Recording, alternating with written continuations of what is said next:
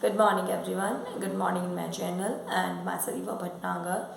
I'm going to start my new topic today, and I welcome you all the viewers who are watching my YouTube channel.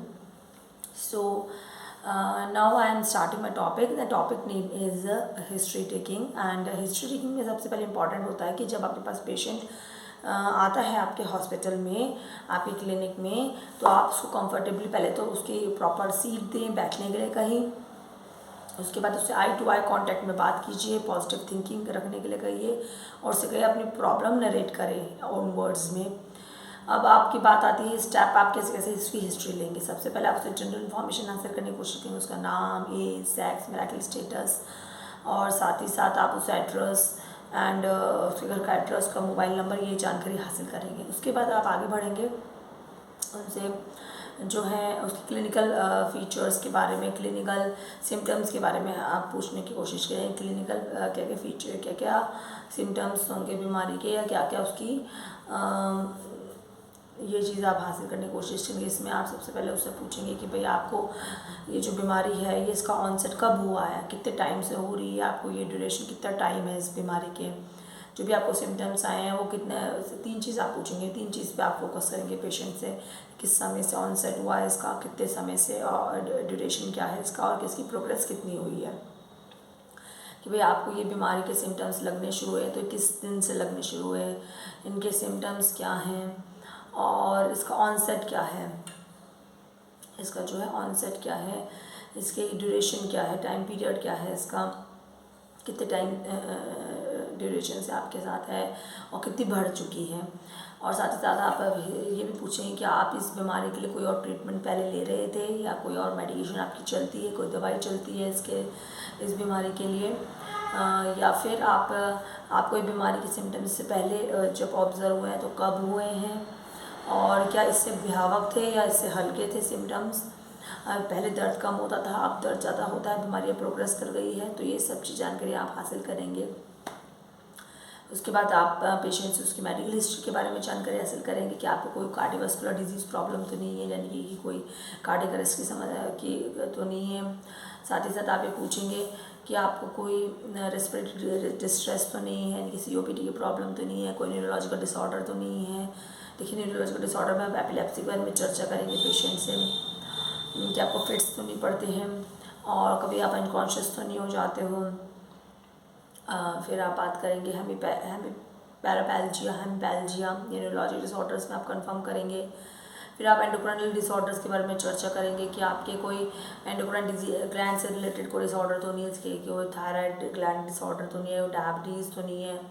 फिर आप बात करेंगे कोई immunologic disorders तो नहीं है, जैसे कि आपका इम्यूनोलॉजिक डिसऑर्डर्स में आपका आ जाएगा ये TB तो नहीं है, या कोई आपका हेमेटोलॉजिक डिसऑर्डर्स तो नहीं रहा, एनीमिया वगैरह, या फिर आपका कोई ये GI ट्रैक्ट इन्फेक्शन तो नहीं रहा है, जैसे पेप्टिक अल्सर्स वगैरह, या फिर कोई लीवर से संबंधित प्रॉब्लम तो नहीं रही, लिवर सिरोसिस वगैरह, कोई एलर्जी तो नहीं है आपको किसी डिजीज़ से, और पहले कोई एलर्जी रही हो कोई बीमारी से, या फिर कोई आप मेडिसिन आप कोई लेते हो जिससे उससे एलर्जी हो जाती है, कोई बाय बर्थ आपके चाइल्डहुड से कोई इलनेस या ट्रॉमा तो नहीं है, और कोई ऐसी बीमारी जो आपके कोई और सिस्टम को इन्वॉल्व कर रही है, जैसे कि आप एनी मल्टीपल सिस्टम्स हमारी बॉडी में होते हैं, एंडोक्राइनल, GI ट्रैक्ट, लीवर, इनकी मैं चर्चा कर चुकी हूँ। एंडोक्राइनल के बारे में मैं आपको बता चुकी हूँ, GI ट्रैक्ट के बारे में बता चुकी हूँ, एंडोक्राइनल ग्लैंड वो।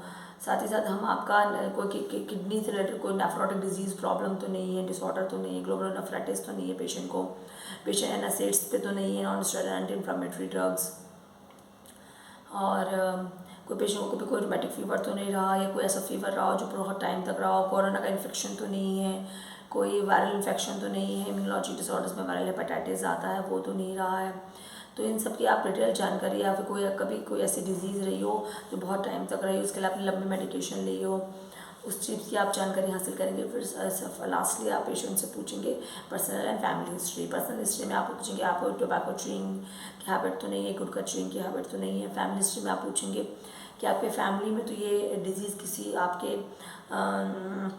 इन लॉज में, या फिर आपके पैटर्नल या मैटर्नल आपके इन लॉज में तो नहीं रही है, या फिर फैमिली में फैमिली में आप इसके लिए कोई मेडिकेशंस तो नहीं लेते हैं। और साथ ही साथ आप ये पूछेंगे कि यदि जो है आपके फैमिली मेम्बर्स हैं उनको ये डिज़ीज़ कभी लाइफ के किसी और पीरियड में रही, जैसे यदि अब वो 50 ईयर्स के हैं, 20 ईयर्स में कोई डिज़ीज़ हुई हो और उसके लिए उन्होंने लंबी मेडिकेशन ली हो, तो इसकी भी जानकारी आप हासिल करेंगे। और साथ ही साथ आप उनमें फैमिली हिस्ट्री में कार्डियोवैस्कुलर प्रॉब्लम ज़्यादा पूछिए आप पेशेंट से, रेस्पिरेटरी डिस्ट्रेस की प्रॉब्लम ज़्यादा पूछिए, ब्रोंकल अस्थमा वगैरह, COPD ये ज़्यादा पूछिए आप पेशेंट से। और तो ये सारी जो चर्चाएं हैं ये एक हिस्ट्री का पार्ट आता है, जिसमें हम अभी हमने चर्चा की कि सबसे पहले हम पेशेंट से जनरल इन्फॉर्मेशन हासिल करते हैं, फिर हम उससे उसकी बीमारी के क्लिनिकल फीचर्स पूछते हैं, क्लिनिकल फाइंडिंग्स हासिल करते हैं, फिर हम उससे उसकी मेडिकल हिस्ट्री पूछते हैं और सबसे लास्ट में हम उससे उसकी जनरल उसके बारे में general history and family history को जानकारी लेते हैं। तो आज मैं इस टॉपिक को यहीं विराम देना चाहूँगी और मैं आप सबसे मिलूँगी अपने नेक्स्ट टॉपिक को लेकर। वो मैं होपफुली कल लॉन्च कर दूँगी गाइस। इसके लिए आप बिल्कुल वरी ना होए, मेरे टॉपिक डेली आपके पास पहुँच रहेंगे, डेली मैं आपको न्यू इन्फॉर्मेशंस भेजती रहूँगी। तो आप बिल्कुल रेडी रहें, अपना फ़ोन बिल्कुल हमेशा चार्ज करके रखें, और जैसे ही मेरा वीडियो आपको पसंद आए तो उसको लाइक करें, साथ ही साथ सब्सक्राइब करें मेरे चैनल को, और यूँ ही देखते रहें मेरे चैनल को। और मैं आज अंत में मैं आप सबको गुड बाय कहना चाहूँगी, and have a nice day also. Thank you.